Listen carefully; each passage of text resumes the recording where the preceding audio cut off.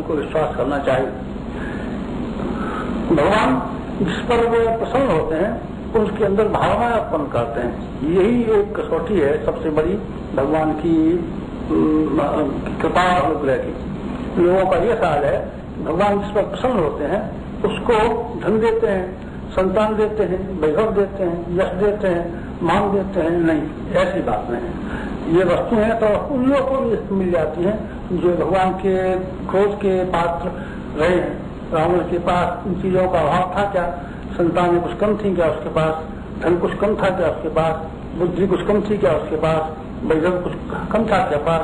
इससे ये साबित नहीं होता कि जिन लोगों के पास इतनी ज्यादा भौतिक विभूतियां हैं ये भगवान के कृपा पात्र हैं। सही बात यह है कि भगवान जिन पर कृपा करते हैं उनके साधनों और सामानों को समेटते चले जाते हैं ताकि उनके विचार, ताकि उनकी भावनाएं उस लोभ और मोह के जंजाल में से निकल करके परमात्मा की ओर अग्रसर हो। यही होता रहा है।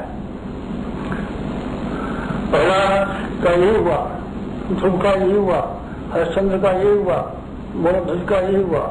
जितने भी संसार में महामानव हुए हैं उनके ऊपर से भगवान ने अनावश्यक बोझ और वजन हटाए हैं और उनको उनका वजन कम किया है ताकि वो हल्के फुल्के होकर के भगवान की राह पर तेजी के साथ में चल सकें। हमें से किसी व्यक्ति को इसलिए अपने आप को भगवान से दूर नहीं मानना चाहिए, उनकी कृपा का पात्र न होने पर संदेह नहीं करना चाहिए कि उनको बहुत सारा वैभव नहीं मिला हुआ है। यदि उनके पास वैभव मिला हुआ होता तो वो बहुत काम करते, ये बात गलत है।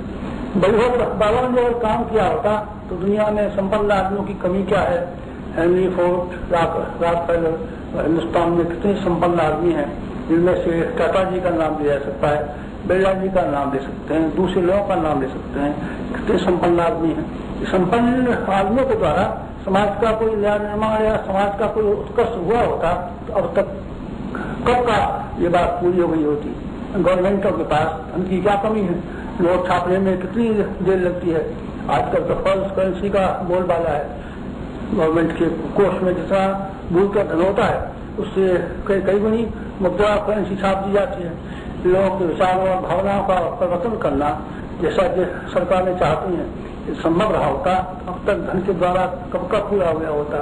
किसी को अपने आप को इसलिए दुर्भाग्यवान नहीं मानना चाहिए और भगवान की कृपा से दूर नहीं मानना चाहिए कि उसके पास संपदा नहीं है, विद्या नहीं है, बुद्धि नहीं है। सबसे बड़ी चीज जो भगवान की अनुग्रह की है वो ये है आदमी के अंदर भावनाएं पैदा होती है श्रेष्ठ काम करने की और श्रेष्ठ मार्ग पर चलने की। भगवान की इच्छा के ऊपर चलने का साहस जिनके अंदर हो समझना चाहिए ये भगवान के सबसे बड़े कृपा पात्र हैं। यही